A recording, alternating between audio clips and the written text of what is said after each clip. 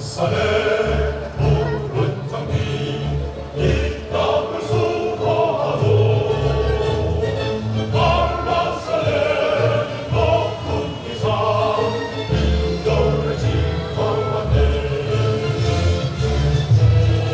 앞으로 지켜줘도 흉흉한 우리여서 우세에서 살아왔지. 신비 없는 이겨내. 지금부터 조국 군대와의 터전을 바꾸시고 경제 발전과 국가 안보를 위해 온 강성을 기울이셨던 박정희 대통령 40주기 추도식을 거행하겠습니다. 먼저 국기에 대한 경례를 하겠습니다. 모두 자리에서 일어나 정면에 국기를 향해 주셔야 합니다.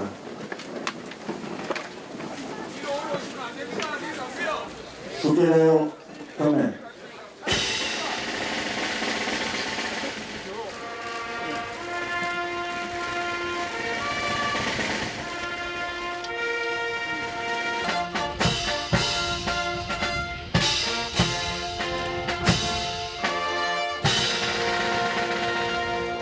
바로 이어서 애국가 제창이 있겠습니다.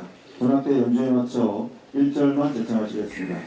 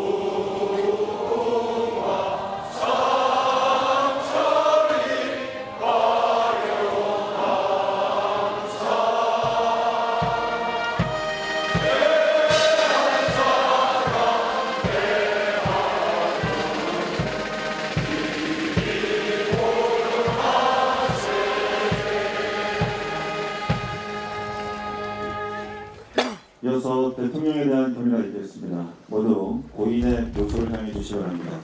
경례. 바로 모두 자리에 앉아주시기 바랍니다.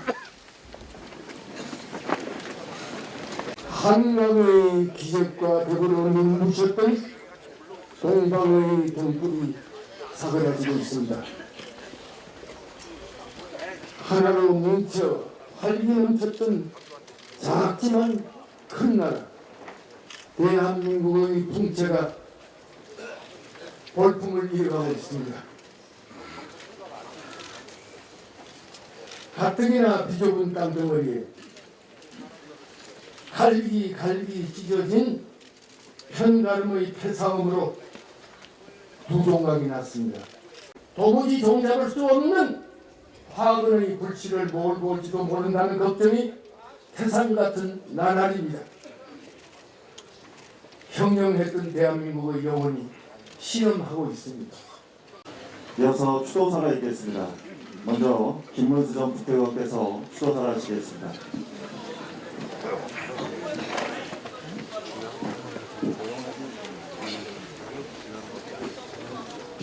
(40년) 전 오늘 당신께서는 너무도 갑작스럽게 저희들 곁을 떠나셨습니다. 그날 저는 사회주의 혁명을 꿈꾸며 대학에서 2번 재적된 후 공장에 위장 취업에 있었습니다. 한일공업 노동조합 부회장으로서 출근길 지하철 바닥에 뿌려지는 박정희 대통령 유고 보혈을 보고 깜짝 놀라면서도 한편으로는 이제 유신 독재가 끝나고 민주화가 되겠구나 가슴이 두근거리기도 했습니다. 저는 고등학교 3학년 때 당신의 삼선개헌에 반대하는 시위로 무기정학되었습니다. 교련 반대, 유신 반대로 대학을 2번 쫓겨났습니다. 경부고속도로가 히틀러의 아우토반처럼 독재 강화의 수단이라는 운동권 선배들의 가르침대로 저도 반대했습니다. 그러나 36년 뒤 제가 도지사가 되었어야 경기 북부 최전방 지역 발전을 위해서 고속도로 건설이 필수적임을 깨닫고 당신의 성견 지명에 반대했던 제가 너무 부끄러웠습니다. 마이카 시대를 외치던 당신을 향해 히틀러 나치 독재의 국민차 폭스바겐식 선동이라며 대학 교수들과 우리 대학생들은 모두 반대했죠. 우리나라는 자동차 제조 기술도 자본도 시장도 없고 후진국에서 그 어떤 나라도 자동차를 성공시킨 사례가 없다며 조목조목 근거를 대며 반대했습니다. 그러나 놀랍게도 당신은 우리나라를 세계 5대 자동차 생산 대국으로 만들었습니다. 제철, 자동차, 조선, 중화학, 전자, 방위산업 모든 부문에서 당신은 최고의 산업혁명가였습니다. 포항, 울산, 구미, 창원, 안산, 신도시를 건설한 당신은 최고의 도시계획가였습니다.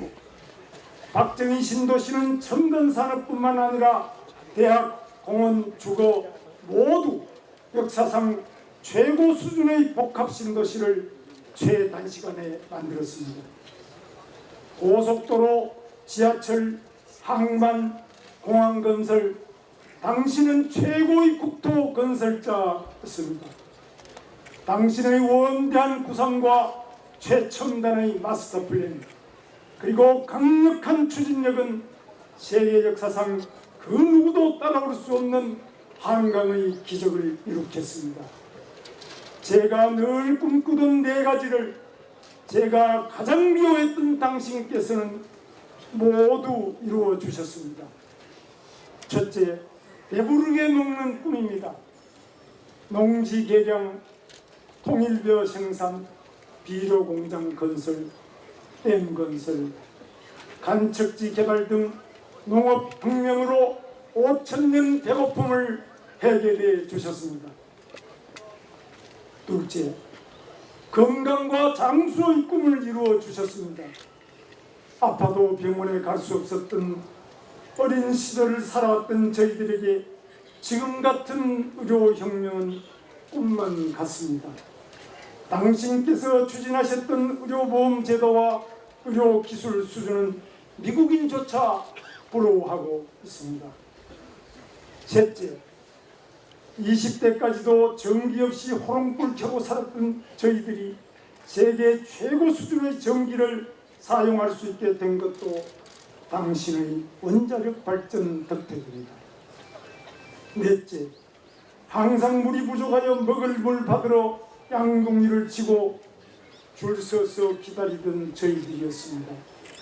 농업용수도 공업용수도 모두 부족한 물 부족 국가에서 당신께서는 댐을 건설하고 산림 녹화를 하고 수도시설을 발전시켜 아무리 가물 때도 주방에서 화장실에서 맑은 물을 펑펑 쓸 수 있게 되었다니 저는 꿈만 같습니다. 당신이 가장 사랑하는 따님이자 저희 동년배인 박근혜 대통령은 촛불혁명 9월에 마녀 사냥으로 탄핵되고 구속되어 32년 징역형을 선고받고 지금 병원에 입원 중입니다. 반공을 국시의 첫 번째로 삼으셨던 당신이 떠나신 후 40년 세월 동안 민주화가 도를 넘어 지금 대한민국은 종북주사파가 집권했습니다. 대한민국은 적화 통일의 위기에 처했습니다. 빨갱이 기생충들이 나라를 벌겋게 물들이고 한강의 기적을 허물어뜨리고 있습니다. 통역당 주범무기수 신영복을 가장 존경하는 사상가로 평창올림픽에서 김여정과 세계 정상들을 향해 커밍아웃하는 김정은의 대변인 문재인이 대한민국 대통령이 되었습니다. 김정은을 칭송하며 위인으로 맞이하는 환영단이 생겼습니다. 우리 민족끼리를 외치며 반일 죽창투쟁을 선동하는 조국이 법무부 장관이 되기도 했습니다. 당신께서 이룩하신 한강의 기적을 송두리째 무너뜨려 김정은에게 갖다 바치는 자가 당신을 친미 반공수구 적폐 세력으로 공격하며 역사를 뒤집어 엎고 있습니다. 한미동맹을 해체하고 무상복지를 약속하며 평화경제를 외치고 있습니다. 우리 민족끼리는 있어도 주적은 없다고 가르칩니다. 김정은이 핵미사일로 전 세계를 위협하고 있는데도 주사파와 집권자는 이제 평화는 있어도 전쟁은 없어졌다고 거짓 선동을 반복하고 있습니다. 트럼프 대통령 국빈 방문 중에 트럼프 참수대회가 미국 대사관 앞에서 열리기도 했습니다. 미군 철수 프랑카드를 미국 대사관 앞에 몇 년째 걸어두어도 철거하지도 조사하지도 않는 나라가 되어버렸습니다. 싸우면서 일하자. 당신의 구호입니다. 국방과 경제의 근본 정신이요 기본 원리입니다. 소련, 중공, 북한, 공산국가와 대치하는 최전방 대한민국에서도 한강의 기적을 이뤄낸 당신의 구호가 절실한 오늘입니다. 우리 민족끼리 싸우지 말고 나눠 먹자. 종북 주사파 문재인의 평화경제 구호입니다. 첫째, 우리 민족끼리 김정은과 백두산 천지에서 두 손 마주잡고 파한대소합니다. 김정은은 갑자기 싸움 상대가 아니라 우리 민족끼리 퍼주기 대상이 되어버렸습니다. 김정은이 핵무기는 폐기 대상이 아니라 미제국주의자와 일제 침략 세력에 맞서는 우리 민족의 보검이랍니다. 둘째, 문재인은 평양까지 김정은을 찾아가서 9.19 평양 군사 합의서로 NLL, DMZ, 정찰 비행까지 김정은에게 다 내주어 버렸습니다. 셋째, 경제와 일자리의 주축인 기업을 적폐 세력으로 몰아 다 죽이고 있습니다. 집권 세력인 민주노총의 강성파업, 만성파업 시위로 기업은 문을 닫고 자본 해외 도피가 대세가 되어버렸습니다. 넷째, 당신을 따라 싸우면서 일하자고 하면 시대착오 수구꼴통 취급당하는 그런 세태가 되어버렸습니다. 일하지 않고 잘 사는 개인도 기업도 국가도 없음을 절감하신 당신이 외치던 싸우면서 일하자는 외침이 그리운 오늘입니다.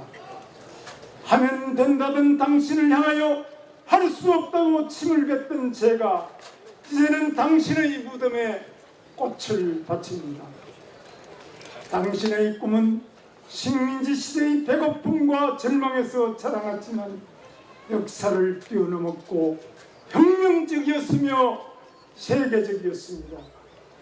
당신의 업적은 당신의 비운을 뛰어넘어 대한민국과 함께 영원할 것입니다. 당신의 무덤에 침을 뱉는 그 어떤 자도 당신이 이룬 한강의 기적을 뛰어넘지는 못할 것입니다. 위대한 혁명가시여, 당신의 딸인 우리가 구하겠습니다. 당신의 업적 우리가 지키겠습니다. 당신의 대한민국 우리가 태극기 자유통일 이루겠습니다. 부디 편히 쉬십시오. 김문수.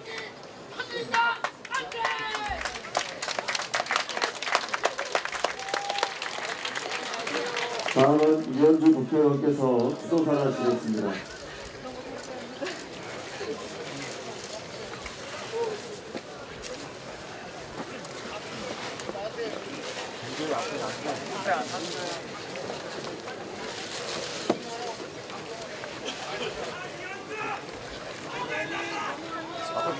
복수상의 수도식 진행했으니까 협조해 주시면 감사하겠습니다. 저는 40대 1990년대에 대학교를 다니고 1970년대에 태어난 497 세대입니다. 저한테 있어서 박정희 대통령께서는 50년이나 된 매우 오래된 제가 태어나기도 전에 대통령을 하셨던 그런 역사의 일부분이었습니다. 자유주의자였던 저와는 그 당시에 50년 전에 권위주의 체제는 정서적으로 차이도 나게 아주 멀게만 느껴졌습니다. 막연히 부모님께서 말씀하셨던 산업화의 아버지시다 하는 그런 얘기를 막연히 듣고 자라났습니다. 그런데 제가 박정희 대통령께서 얼마나 위대한가, 얼마나 천재적이었나, 얼마나 우리 대한민국 역사상 큰 축복이었나를 깨닫게 된 것은 제가 30대가 되어서 산업 현장에서 기업에서 일을 하면서부터였습니다. 그리고 또한 정치를 하면서 그때그때 선택의 순간에 직면을 할 때마다 더더욱 어떻게 그렇게 국민들의 미래를 생각하면서 순간순간의 인기에 집착하지 않고 어떻게 그렇게 과감한 결정을 할 수 있었을까 매번 놀랄 수밖에 없었습니다. 저는 박정희 시대에 산업화는 단순한 산업화가 아니라 가히 산업혁명이라고 불릴 만한 것이었다고 생각합니다. 제가 기업에 있을 때 많은 외국에 있는 기업인들과 만나서 다른 나라들의 산업 현장을 가봤지만 똑같이 세계대전 이후에 독립한 수많은 나라들이 있었지만 어떤 나라도 우리 대한민국처럼 그렇게 자기의 브랜드를 가지고 자기의 기업들을 가지고 자기의 기술을 가지고 세계 속을 호령하던 나라는 찾아볼 수가 없었습니다. 바로 우리 자체의 자본을 축적했다는 그것을 수십 년 만에 할 수 있었다는 것은 기적과도 같은 것이었다. 저는 그렇게 얘기하지 않을 수 없습니다. 혹자는 국민들이 열심히 한 거다. 기업인들이 열심히 한 거다. 대통령은 그냥 있었을 뿐이다. 라고 폄하를 합니다. 그러나 저는 다른 나라하고 비교하면서 절실히 느꼈습니다. 아무리 국민들이 부지런해도 아무리 기업인들이 의욕이 넘쳐도 정치 리더십이 바로 서 있지 못하면 그 국민들은 그 잠재력을 발휘할 수가 없고 기업인들은 그들의 기업가 정신을 발휘할 수가 없는 것입니다. 그런 의미에서 박정희 대통령께서는 우리 역사상 그 누구도 할 수 없었던 일을 아니 전 세계에서 그 누구도 할 수 없었던 일을 해낸 위대한 리더십을 갖고 있었다고 생각합니다. 혹자는 그 산업화의 그늘을 비판합니다. 노동인권이 침해되지 않았느냐라고 얘기를 합니다. 그러나 우리도 아시다시피 서구 선진국의 산업혁명이 있었지만 그때도 그 산업혁명의 그늘은 있었습니다. 그러나 어느 누구도 그 산업혁명을 두고 그 그늘이 있었다고 해서 산업혁명의 공을 폄하하거나 그 산업혁명 자체를 비난하고 깎아내리지는 않습니다. 그것은 너무나도 어리석은 일일 것입니다. 분명한 것은 박정희 시대의 산업혁명이야말로 우리 대한민국 국민들의 생활의 진보와 정치 사회적 발전을 가져왔다는 것입니다. 서민들은 중산층이 되었고 노동자는 사장이 되었고 중소기업은 대기업이 되었습니다. 그것이야말로 코리안 드림이었습니다. 지금처럼 양극화가 갈수록 심화되고 개천에서 용이 나는 게 아니라 가재와 붕어, 개처럼 살자는 그런 시대에 저 같은 젊은 정치인들은 박정희 대통령이야말로 개천에서 수많은 용이 나던 다양한 기회가 보장되는 나라였고 물적 폭력을 통해서 결국 국민들을 빈곤으로부터 자유롭게 하고 결과적으로 민주주의의 발전을 가져오게 한 원인을 만들었다고 생각합니다. 박정희 대통령께서는 혁신가요, 이노베이터였습니다. 40대 젊은 나이에 목숨을 걸고 나라를 바로 일으켜 세우고자 동료들과 함께 일어났습니다. 9년이 일어났습니다. 그 사건에 대해서 많은 역사적 해석이 있지만 그 젊은 장교들이 나라를 위한 뜨거운 마음에서 국민들의 많은 환호를 받으면서 일어났고 그 결과 우리나라의 산업혁명을 이루고 우리를 여기까지 발전시켰다는 것을 그 누구도 부인할 수 없을 것입니다. 건국 이후 자유민주주의의 미성숙기, 우리나라 안팎의 위협과 혼란 속에 국가 발전 단계를 산업화와 자유민주주의 체제에 수호라는 역사적 사명을 당신께서는 분명히 인식하고 훌륭히 해내었습니다. 그 어떤 누가 이런 역사적 발전 단계를 명확하게 인식하고 훌륭하게 완수할 수 있었겠습니까? 작은 인기에 연연하지 않고 내 무덤에 침을 뱉어라며 담대하고 강하게 앞으로 전진한 당신의 족적을 따라가면서 가난하고 힘없던 대한민국 국민이 길을 펴고 살아가게 하고자 했던 당신의 그 뜨거운 국민들에 대한 한없는 애정을 느끼면서 눈시울이 뜨거워집니다. 작금의 이 정치 현실을 보면서 작은 인기에 연연하고 할 말을 하지 못하고 비굴하기 짝이 없는 지금의 정치 현실을 보면서 우리는 너무나 작아지고 부끄럽습니다. 이제 우리 대한민국은 또 다른 역사적 전환점에 서 있습니다. 활력을 잃은 경제, 불안한 안보, 출구 없는 북핵 문제, 극심한 국민 분열. 이대로면 당신이 사랑했던 대한민국은 결국 추락하고 말 것이라는 모골이 송연한 위기감이 감돕니다. 한국보수는 건국과 산업화 등 한국의 역사를 만들어 왔습니다. 87년 이후 이전 세대가 만들어온 자산을 소비하면서 그 기득권에 안주해 오기만 했습니다. 박정희 대통령께서 만들어온 그 새로운 시대를 그 혁신을 이룰 생각을 하지는 않고 과거의 기득권에 안주해 오기만 하지 않았습니까? 그럴듯한 포장에 속아 진실을 외면하고 가짜 뉴스에 속아서 진실을 직시하지 못하고 끌려다닌 것이 사실입니다.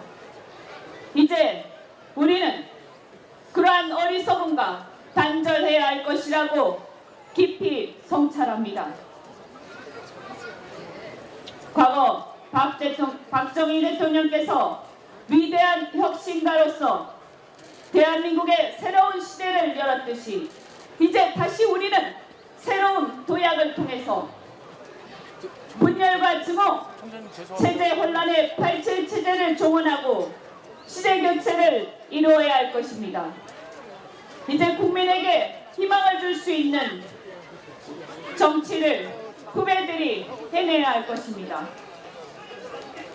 우리가 국민들에게 새로운 비전과 희망을 줄 때 박정희 대통령께서는 후세들에게 더 깊이 널리 사랑받을 것입니다.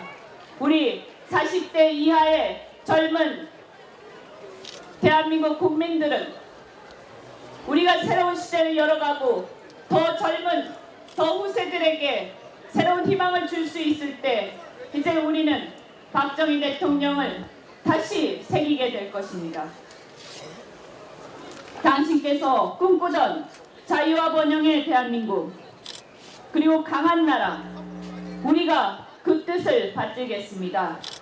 강하고 담대하게 앞으로 전진하겠습니다. 우리 후손들이 당신의 위대함을 함께 따라가겠습니다. 대한민국 이대로 주저앉을 수 없습니다. 우리가 반드시 함께 해낼 것입니다. 대통령님 편히 쉬시기 바랍니다. 감사합니다.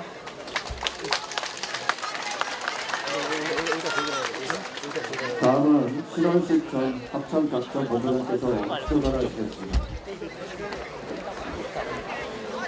정숙하게 추도식 진행되시기를 협조해 주시길 다시 한번 말씀드리겠습니다. 그리운 박정희 대통령님, 오늘은 당신이 우리 곁을 떠나신 지 40년이 되는 날입니다. 당시 저는 육군 사관학교 3학년 생도였습니다. 저희들이 기보를 들은 것은 10월 27일 아침 기상하고 난 뒤였습니다. 충격과 슬픔에 망연자실했던 기억이 아직도 생생합니다. 박지만 생도가 제6사 동기생이었기에 당신은 대통령 인식에 앞서 아버지셨습니다. 그래서 슬픔이 더했습니다. 쓰레기통에서 장미꽃이 피겠는가 1955년 유엔 한국재건위원회 특별조사단장 벵가릴 메논이 한 말입니다. 영국의 더 타임즈는 한국에서 민주주의를 기대하는 것은 쓰레기 더미에서 장미꽃을 찾는 것 같다고 제목에 조롱 섞인 기사를 싣기도 했습니다. 그러나 모두의 예상을 깨고 우리는 장미꽃을 넘어 기적이란 꽃을 피웠습니다. 1961년 5월 16일 여명 잠에서 깬 대한민국은 당신을 만났습니다. 그땐 누구도 박정희란 자그마한 군인이 5천년 민족사에 가장 위대한 성취를 가져다줄 초인이라는 것을 알아채지 못했습니다. 당신은 기적이란 꽃의 씨를 땅에 떨어뜨렸습니다. 그리고 18년 후 이 위대한 초인은 나타났을 때처럼 갑작스레 우리 곁을 떠났습니다. 우리가 잠든 사이 귀한 선물을 주고 간 산타클로스처럼 세상을 근사하게 바꿔놓고 말없이 떠나셨습니다. 말과 글로 다 할 수 없는 고마움과 함께 당신이 원망스럽기도 합니다. 뭐가 그리 바쁘셨기에 그토록 사랑하셨던 국민과 작별 인사 한마디 없이 저희들이 감사합니다라는 말 한마디 드리기 전에 서둘러 떠나셨습니까? 오늘 여기 모인 저희는 그때 못 드린 감사 인사를 당신의 발자취를 더듬는 것으로 대신하고자 합니다. 5.16은 누가 뭐래도 문명사적 관점에서 위대한 혁명입니다. 5천년 넘은 문명을 마감하고 산업화 시대를 연 한국판 산업혁명과 생산성 혁명이었기 때문입니다. 60년대 초중반 가전 어려움을 딛고 그런대로 순항하던 우리에게 60년대 말 안보와 경제 모든 면에서 완벽 폭풍이 닥쳤습니다. 이때 다시 한번 당신의 위대한 결단과 대안이 빛을 발했습니다. 먼저 안보면에서 쓰나미가 몰려왔습니다. 1969년 초 취임한 미국의 리차드 닉슨 대통령은 그해 7월 괌에서 유명한 닉슨 독트린을 발표했습니다. 미국은 동맹국가 조약을 지키고 해구산은 제공하겠지만 아시아에선 월남과 같은 대규모 전쟁에 지상군을 파병하지 않겠다는 폭탄 선언을 했습니다. 그리고 미국은 대만과 월남을 버렸고 우리 땅에선 미 7사단을 철수시켰습니다. 더구나 1977년 취임한 지미 카터 대통령은 한수를 떠서 주한미군을 완전히 철수해 에치슨 라인으로 돌아가려고 했습니다. 김일성은 1962년 말에 전인민 무장화, 전국 요새화, 전군 간부화, 전군 현대화라는 4대 군사 노선을 천명했습니다. 한반도 척화를 위한 전쟁 준비에 본격적으로 나선 것입니다. 월맹의 공산화 전략을 본떠 60년대 중반부터 대규모 무장공비 침투와 지하당 구축에 열을 올렸습니다. 특히 1968년에는 11 청와대 기습을 비롯해 300여의 도발에 무려 1000여 명의 무장공비를 침투시켰습니다. 간첩 김종태를 난파해 통일혁명당을 조직했으나 다행히 발각돼 158명이 검거되기도 했습니다. 경제에도 강력한 쓰나미가 밀어 닥쳤습니다. 1971년 8월 15일 미국은 달러의 금태한 중기를 선언했습니다. 닉슨 닥터린이 아시아 지역 안보에 큰 충격을 줬다면 금태한 중기는 전 세계 경제를 뒤흔드는 핵폭탄이었습니다. 수출주도 개방 경제의 걸음마를 시작하던 우리 경제가 받은 충격은 그 어느 나라보다 컸습니다. 더구나 당시 국내 기업들은 대부분 연 수백 %의 고리로 사채 시장에서 자본을 조달하고 있어 빈사 상태였습니다. 1973년 1차 석유 위기에 이어 설상가상 1979년 2차 석유 위기가 발생했습니다. 배럴당 2.6달러였던 유가가 6년 만에 무려 16배인 42달러까지 치솟았습니다. 당신은 이런 거센 도전에 좌절하지 않고 오히려 도약의 발판으로 삼았습니다. 자주국방의 기치를 높이 들고 국군 현대화를 시작했습니다. 율곡 계획을 만들어 국방과학연구소를 창설하고 방위산업을 육성했습니다. 수도권 사수와 북진 계획이 포함된 독자적인 작전 계획도 만들었습니다. 당시 유엔군 사령부 작전 계획은 이 두 가지가 포함되어 있지 않았습니다. 당신의 결기에 놀란 유엔군 사령부는 결국 이를 수용해 작전 계획을 새로 만들었습니다. 전시 한미연합 군사연습과 정부연습을 통합하고 향토예비군과 학도단을 창설해 명실상부한 국가 총력전 태세를 구축했습니다. 나아가 핵개발이란 승부수로 주한미군 철수를 백지화시켰고 연합군 사령부 창설이라는 멋진 반전을 이뤄냈습니다. 해체 직전의 한미동맹을 오히려 더 튼튼하게 역전시킨 것은 당신이 아니면 불가능했을 겁니다. 말 그대로 신의 한 수였습니다. 국군 현대화를 뒷받침하기 위해 서둘러 중화공업을 육성했습니다. 사채 동결 조치로 현대적 자본시장의 기틀을 마련했습니다.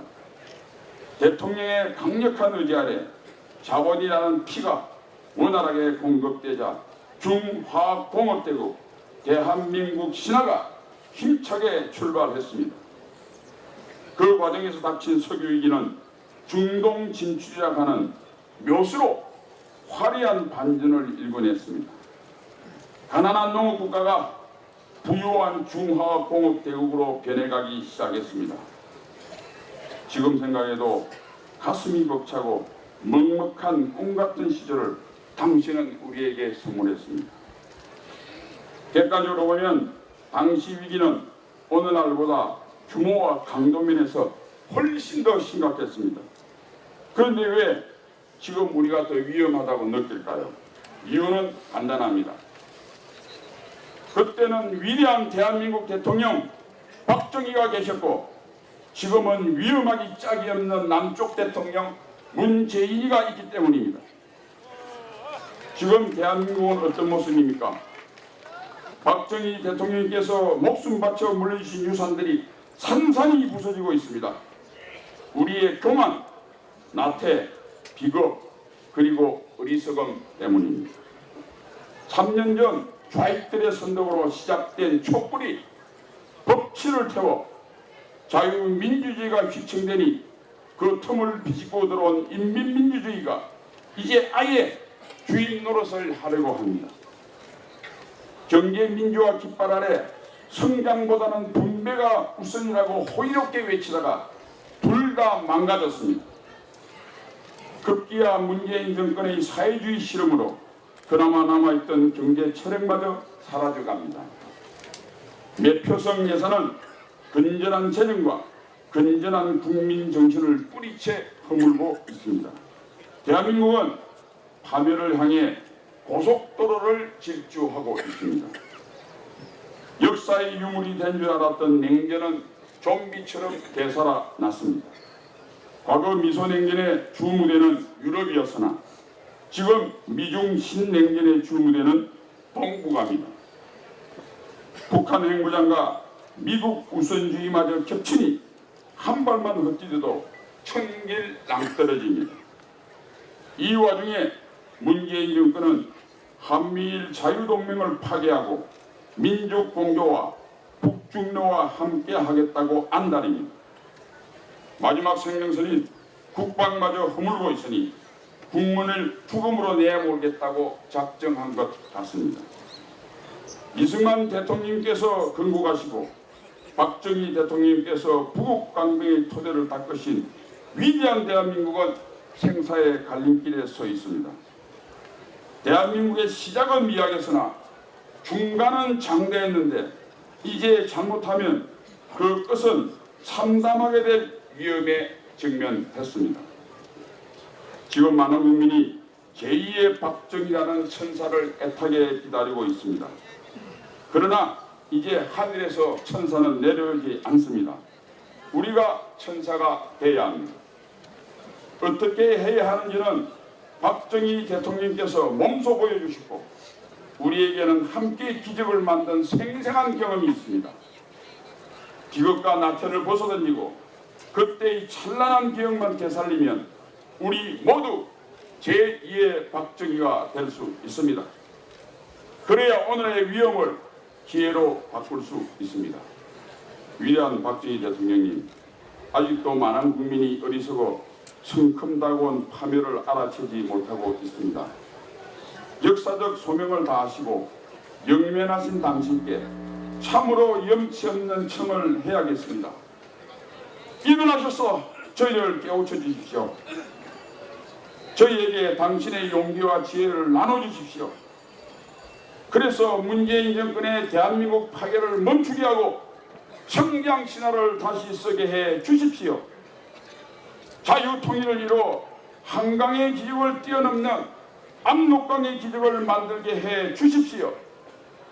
우리 아이들이 해가 지지 않는 나라 대한민국의 비전을 갖게 해 주십시오. 위대한 초인 박정희 대통령님, 일어나십시오. 저희를 당신의 분신으로 만들어 주십시오. 한없는 고마움과 함께 다시 간청을 드릴 수밖에 없는 저희 처지를 굽어 살피소서. 대한민국 수호 예비역 장성단 예비역 육군 중장 신원식 올립니다.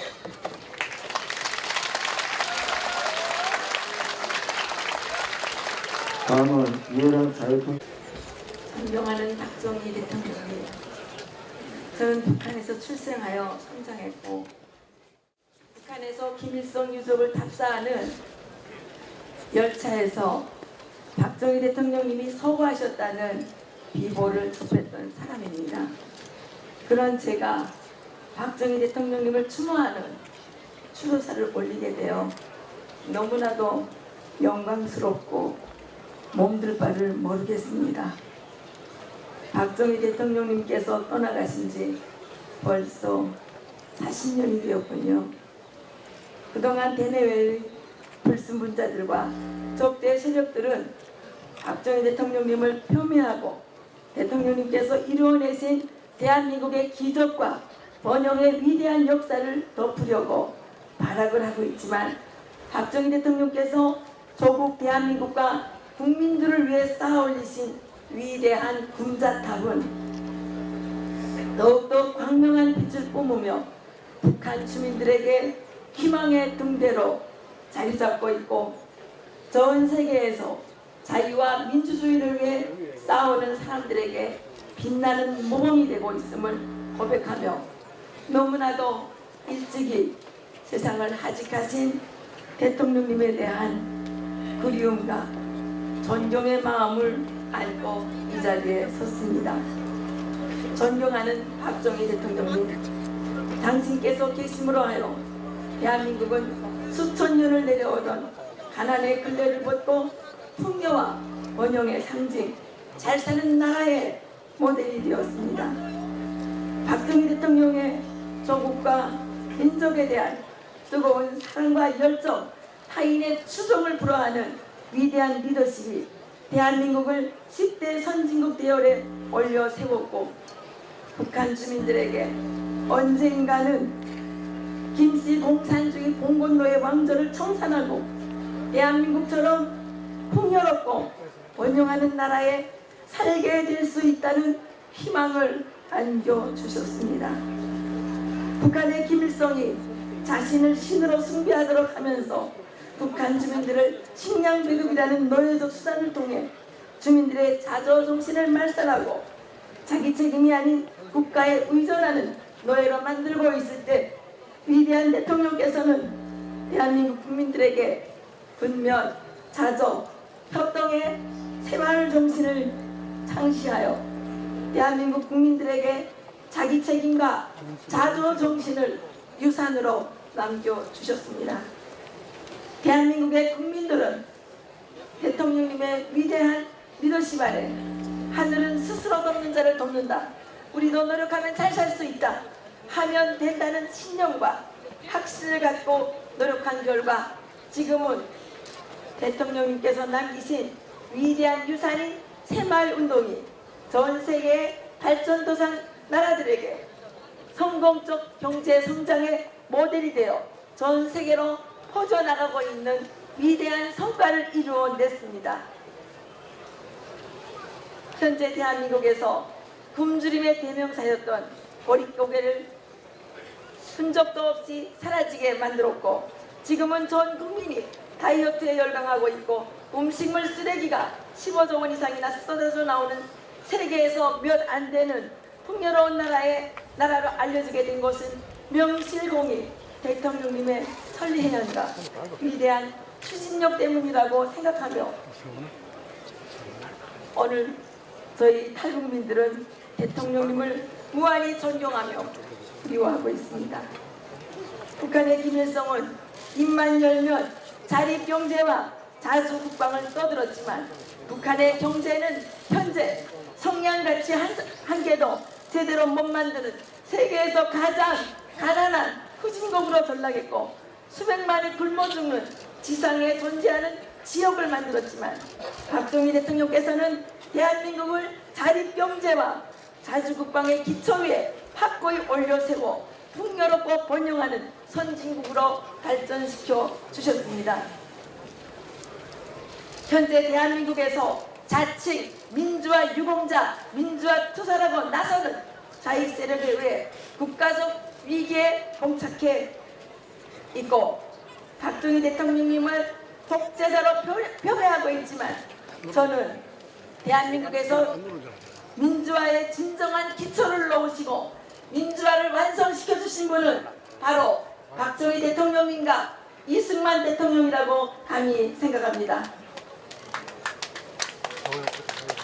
현대 경영학의 아버지 피터 드러커가 박정희 정권 하에 일으킨 대한민국의 경제 발전이야말로 2차 세계대전 후 인류가 이룩한 가장 놀라운 기적이라고 말하고 있듯이 박정희 대통령님의 리더십 아래 쟁취한 대한민국의 위대한 경제 발전이야말로 대한민국의 민주화의 기초이자 민주화 그 자체라고 확신합니다.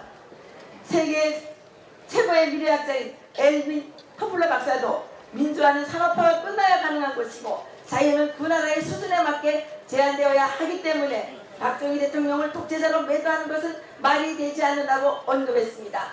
저는 박정희 시대에 진행되었던 독재라고 말하는 민주화의 칼을 쓴 좌파들이 떠드는 독재는 질서를 유지하기 위한 최선의 선택이었다고 생각합니다.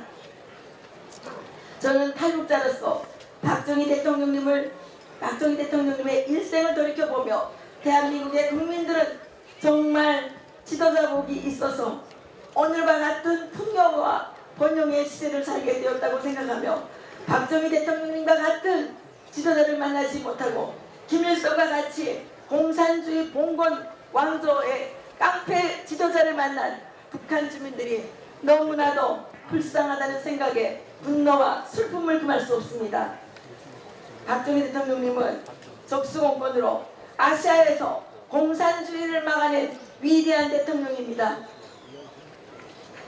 미국의 아이젠하워 대통령은 박정희 대통령이 있었기에 한국은 공산권의 마지노선을 지켜낼 수 있었다고 지적했고 영국의 수상 제임스 켈러하는 남한은 공산통일하려는 소련의 계획이 박정희 대통령 때문에 좌절되었다고 회고한 바 있습니다.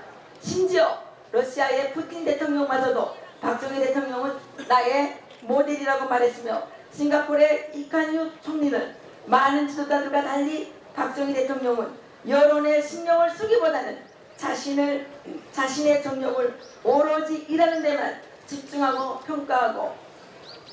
평가는 역사에 맡겼다고 말했습니다.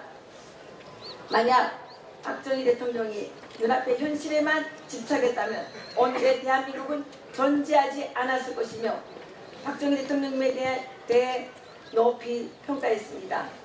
저는 박정희 대통령께서 내 무덤에 침을 베드라 내 일생 조국과 민족을 위하여라는 일념으로 일하셨기 때문에 현실에 집착하지 않고 대한민국을 오늘과 같은 풍요와 번영의 토대에 올려 세울 수 있는 위대한 리더십을 발휘하실 수 있었다고 감히 생각합니다. 대한민국 국민들은 지금이라도 이처럼 위대한 지도자를 모셨다는 것만으로도 얼마나 큰 행운이었는지를 깨달아야 합니다. 그리고 감사해야 합니다. 박정희 대통령님의 업적을 받들어 더욱더 위대하고 번영하는 자유민주주의 통일 대한민국을 이루어내야만 합니다.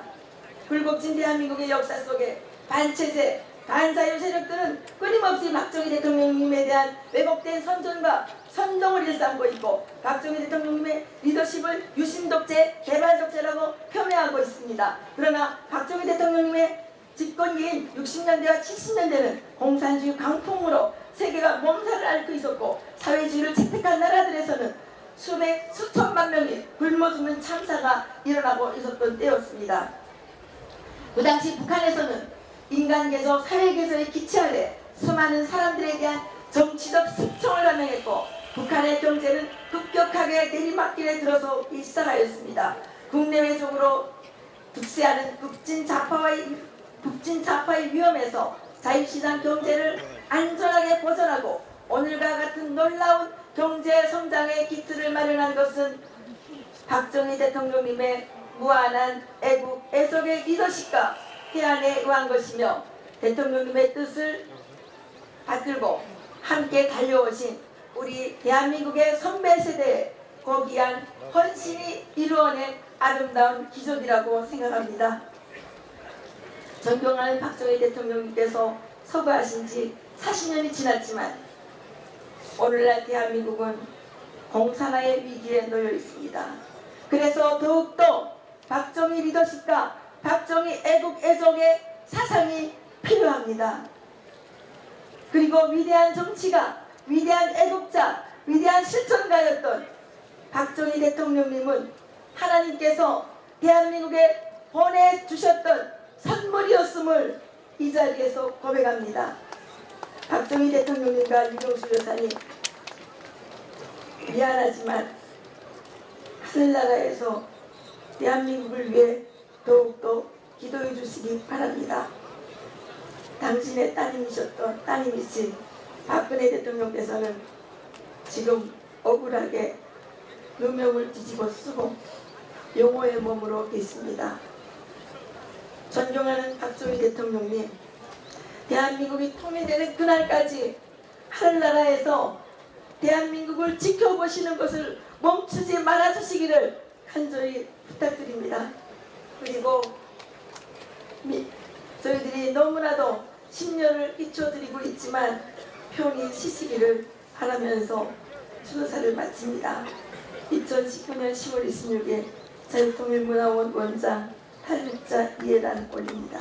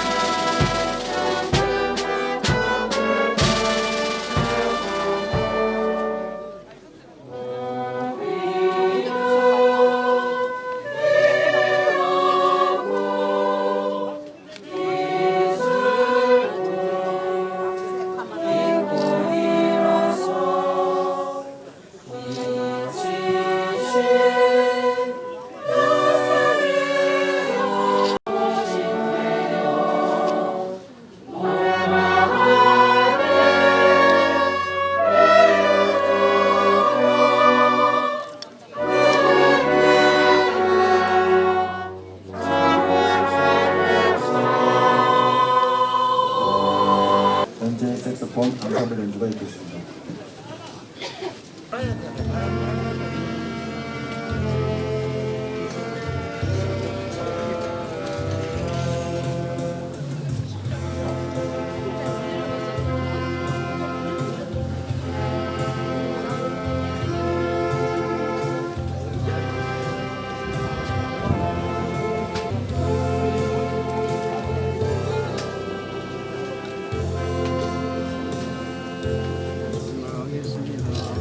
오직 한 길, 국가의 발전과 민생의 안위만을 일편단심 꿈꾸셨던 당신께서는 광야를 달리던 선구자셨습니다. 대통령 집무실에 유비무한 액자를 걸어놓고 한편에는 야전 군복과 군화 지휘본과 생안경을 갖춰두고 유사시 승도에 나설 채비를 잊지 않으셨던 당신은 참으로 대한민국의 유일한 통수권자셨음을 뼈저리게 추모합니다.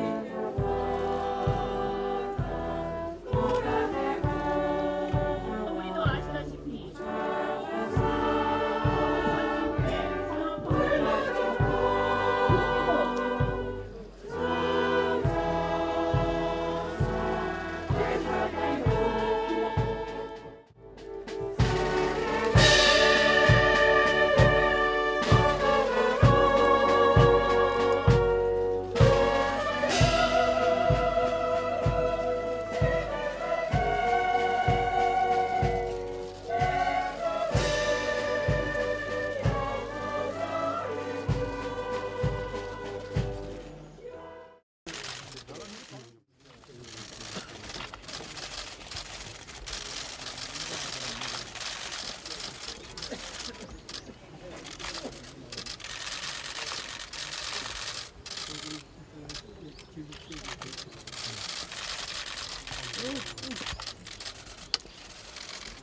참배드리겠습니다. 고 박정희 대통령 네 분께 대하여 경례. 바로 일도 묵념.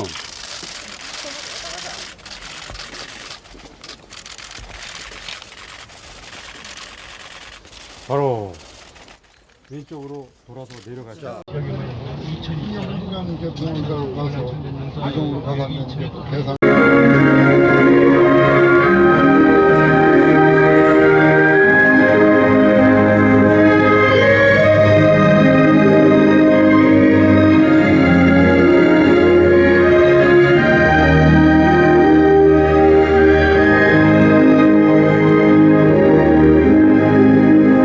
오늘 사랑 목련하야 그대 내 사랑 목련하야 이곳 순결한 그대 모습 봄에 온 가인과 같고 추운 겨울 헤치고 봄길 잠이 목련하나 새 시대의 선구자여 배달의 어리로다 오늘 사랑 목련하야 그대 내 사랑 목련하야 오래 사랑 목련하야 그대 내 사랑 목련하야 그대처럼 순결하고 그대처럼 강인하게 오늘도 내일도 영원히 아름답게 살아가리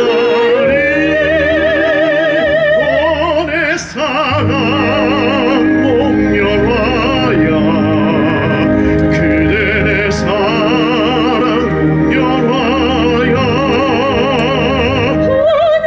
오늘도 내일도 영원히 아름답게 살아가리라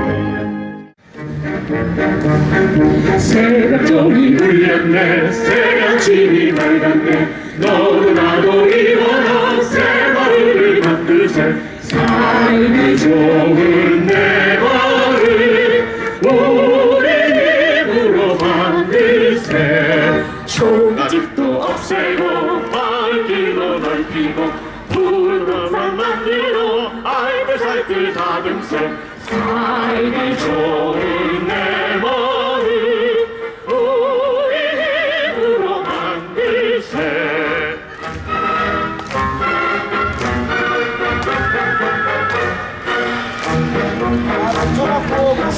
서로 도와서 땀 흘려서 일하고 소득증 내힘 써서 부자마을 만드세 살기 좋은 내 마을 우리 힘으로 만들세 우리 모두 굳세게 싸우면서 일하고 일하면서 싸워서 새조국을 만들세 살기 좋은 내 마을 우리 힘으로 만들세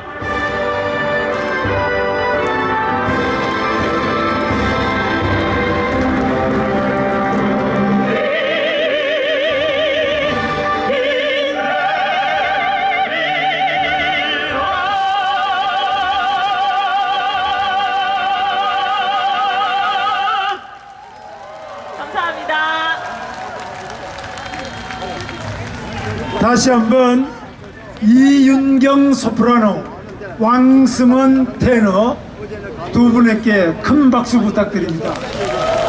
여러분 아시는 것처럼 유경수 여사께서 흉탄에 가신 이후에 박정희 대통령과 그 가족들이 이 목련화를 부르면서 떠나신 님을 그리워했습니다. 지금 우리는 모두 박근혜 대통령을 생각하면서 다시 그분이 빨리 석방되어서 함께 볼 수 있는 날을 그리면서 목련화를 들으셨을 줄로 생각합니다.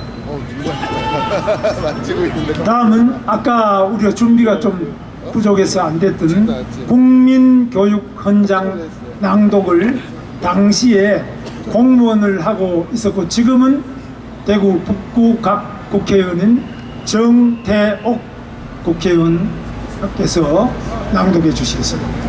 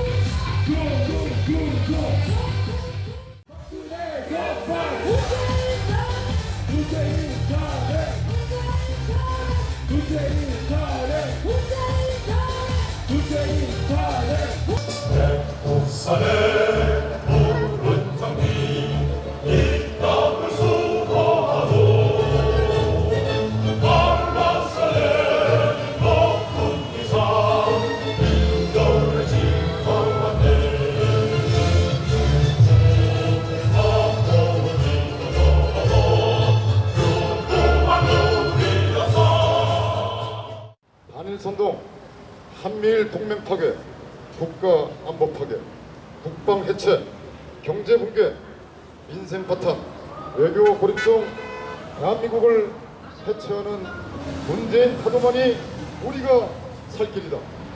한미동맹 강화, 자유 대한민국 수호, 박근혜 대통령 복귀, 제325차 태극기 혁명 국민대회 및 제3차 자유혁명을 위한 국민 정의 날을 시작하겠습니다.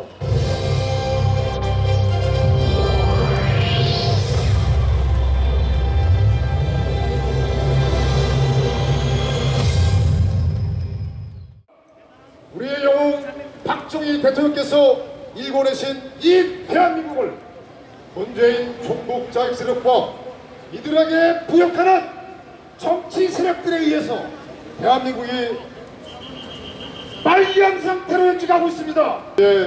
정신을 다시 한번 가다듬었으면 좋겠습니다. 영상 주십시오. 모두 외교에 신경을 썼는데 북한은 아프리카와 같은 곳에 막대한 자본을 투입하여 동반자로 만들어 나갔습니다. 박정희 대통령, 자유대한민국 조국강병의 기초를 다져 놓으시고 1979년 10월 26일 저녁 7시 40분 신복인 중앙정보부장 김재규의 총탄에 쓰러지신 지 오늘로써 40일을 적화 세력들에 의해 대한민국의 근간이 뿌리채 흔들리고 있는 작금에 처해 있고 하니 박정희 대통령의 빈자리는 너무나도 크고 현저하기만 합니다. 생전에 박정희 대통령께서 이루어놓은 업적들을 살펴 제도를 실시하셨습니다. 1968년 11월 21일에 18세 이상의 모든 국민에게 주민등록증이 발급되었습니다. 주민등록증 제도가 실시되게 된 계기는 1968년 1월 20일에 있었던 1.2 사태, 즉 북한의 김신조를 필두로 한 난파 공작원들이 청와대까지 습격해 들어오자 그 뒤부터 실시하게 되었습니다. 박정희 대통령께서는 서민을 위한 최초의 의료보험 제도를 실시하셨고 친환경적인 그린벨트 설치로 산림을 보호하여 세계 4대 조림 선거국에 반영. 자, 그러면 민주당이 예를 들어서 지역구가 130석이 돼버렸다. 그런데 정당표는 40%다. 그러면 민주당은 비례대표 없는 거네요? 없는 거죠. 없어요. 못 봤습니다. 자, 40% 한국당으로 가고 40% 민주당으로 표가 갔다고 해봅시다. 20%가 남았어요. 이제 정당표 20%가. 정당표 20% 중에 10% 내지 15%를 정의당이 가져가 버렸다. 그러면 이 사람들이 비례표가 최소 29에서 44석까지 가는 거 아닙니까? 이거는 바로 연동형 비례대표는 정의당을 제3당으로 우뚝 세워서 정의당과 민주당이 연합해가지고 그렇게 정권을 영원히 이어가겠다는 그런 계산이 되죠. 그런데 왜 심상정은 그것을 국민들은 몰라도 된다고 했을까요? 심상정이 어느 당 대표입니까? 지가 유리하니까. 국민들 대충 알고 몰라도 된다. 국민들은 바보여도 된다. 지들이 유리할 거니까. 총장님 맞습니까? 국민들이 몰라야 성공할 수 있습니다. 예. 그래서 국민들을 모으게 하는 겁니다. 이 부분이 우리들이 정신 차리고 들어서 우리들이 정신 차리고 내년 총선에 반드시 우리가 이겨야 됩니다. 네. 수처가 흔들흔들합니다. 그것이 29일 날 통과시키려다가 광화문 광장을 보고 겁이 나서 뒤로 물러서는 것 같습니다. 여기서 더 이상 멈추면 안 되겠지요? 조금만 더 하면은 공수처는 물 건너갑니다. 저는 공수처라고 하길래 하도 우리 국민들 가슴에 화병을 들게 하고 속이 상하게 해서 문재인이가 그래도 제대로 하는구나 착각했습니다. 왜냐? 술을 공짜로 주는 공술처인 줄 알았습니다. 조금만 더 참읍시다. 조금만 더 참으면은 진리와 정의가 승리하는 날이 반드시 오리라고 확신합니다. 여러분도 믿지요? 그러면 다시 한 번 더 문재인 방빼라고 소리치면 여러분은 방빼 3번 이야기합시다. 문재인 방빼! 방빼! 방빼! 방빼! 혹시 음서제라는 거 아세요? 음서제. 음서제라는 게 어떤 거냐면은 옛날에 왕조 시대에 이 나라 세운 공신 그 후손들에게 그냥 벼슬 하나씩 안겨뒀던 걸 음서제라고 하는 겁니다. 그런데 대한민국에서 가장 음서제의 대표적인 인물이 바로 문재인이라고 할 수가 있습니다. 문재인 한 일 있습니까? 없습니다. 여기 장기표 선생님 앉아 계시지만 장기표 선생님이 문재인 찾아가지고 이 과거에 군사정부 때 같이 민주화 주장하자 이야기하니까 문재인이 자기 못했다고 이 꽁무니 뺐다는 거 알려진 거 아닙니까? 좌파가 호남을 숙지로 삼아서 권력을 잡은 겁니다. 이거 깨지 못하면 우파가 당분간 못 이깁니다. 그래서 좌파와 호남을 분리시켜야 됩니다. 맞습니다. 그런데 혐오하면은 호남이 변하겠어요? 비판하시자는 겁니다. 당당하게 숨어서 뒤에서 공연을 하지 말고 나가가지고 저 앞으로 기회 있을 때마다 호남에 가서 이야기할 겁니다. 당신들 그러게 하면 안 된다. 지금 호남에 반기업, 반시장, 반자본주의, 반대한민국, 반미반일, 종북진중 그 정서 버리지 않으면 호남도 불행해지고 대한민국도 망한다. 제발 바뀝시다. 이렇게 이야기할 겁니다. 여러분 도와주십시오. 도와주십시오. 네, 제3의 길 주동식 민족 해방파는 뭐냐? 종북입니다. 한마디로 북한을 따라가자 이거예요. 그것이 기반이기 때문에 이 사람들은 대학 다닐 때부터 무엇을 주장했느냐? 소위 반미자주화, 반파쇼 민주화 이 두 가지만 갖고 있어요. 다들이 양식해가지고 사상 통제, 조직 통제를 하면서 성동교사를 박수 한번 보내주시기 바랍니다. 고맙습니다. 자, 계속해서 전문가분들을 모시겠습니다. 지금 한국 민주주의의 위기, 공수처법, 연동형 비례대표제 이러한 다양한 얘기를 들으셨고요. 인사말로 우리 민계식 현대중공업 회장님의 이야기를 들어보셨고요. 그리고 주동식 호남인으로서 이 정치개혁에 대해서 호남에 대해서 이야기를 들었습니다. 그리고 북한 문제 전문가의 이야기를 들었는데요. 이번에는 언론 문제 전문가를 한번 유튜브로 여러분들이 굉장히 많은 사실과 진실을 알게 된 겁니다. 그건 여러분들 지금 느끼고 계시죠? 유튜브에 아니었으면 큰일 날 뻔했습니다. 왜? 공영방송 모조리 장악해가지고 언론 노조 통해서 그 다음에 뭐 그쪽에 고위 임원들 통해가지고 말은 안 하지만 전부 다 압력 내지는 아니면 서로 짝짝퉁해가지고 나쁜 것만 보수나 우파 쪽에 나쁜 것만 쓰고 그 다음에 자기를 불리한 거는 하나도 안 내고 그 다음에 좋은 것만 쓰는데 좋은 게 조작해서 좋은 것만 쓰는 겁니다. 근데 조작된 걸 가지고 그런 줄 알았더니만 지금 안보 무너졌죠, 경제 무너졌죠, 이런 상황 온 겁니다. 유튜브가 운영되려면 운영비가 있어야 될 거 아닙니까? 여기 와서 수고하시는 오늘 유튜브 분들 많습니다. 이분들 움직여야 되고 카메라도 사야 되고 스튜디오도 해야 되고 편집해야 되고 이게 보통 품이 드는 일이 아닙니다. 최소한의 운영비가 필요한데 그것이 어디서 나오느냐? 여러분들이 이 사회, 이 지금 현실을 제대로 알리는 이 대가로 여러분들이 그 유튜브를 봐주시면 거기에서 유튜브가 광고를 붙여주는 겁니다.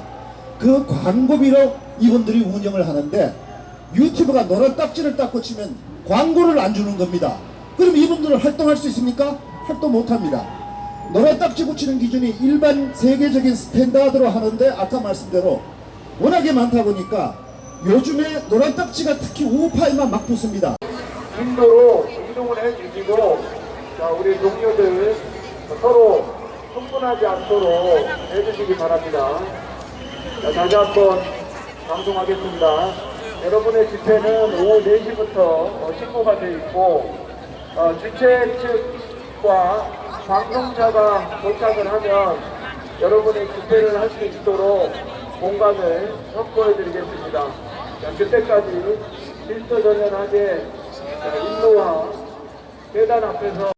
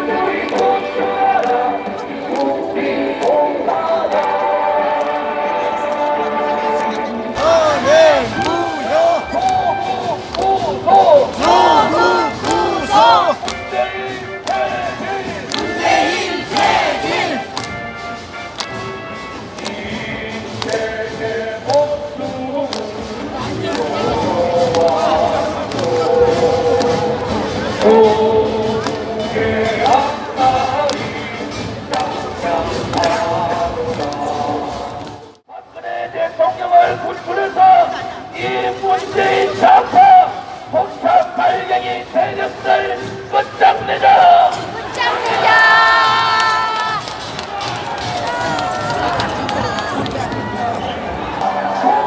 정치들이야! 보여줘봐라! 우리가 반드시 이긴다!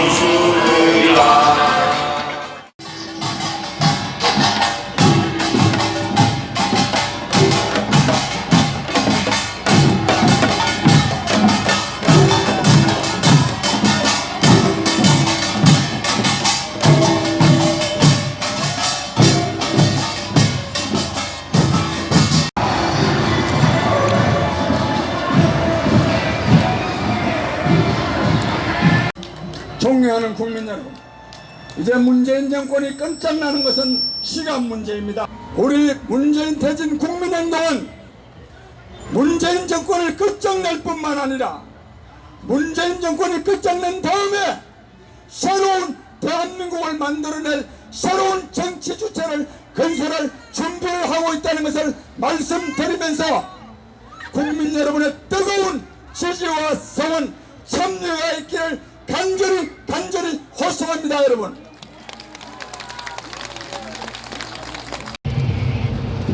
저희끼리 공익방송으로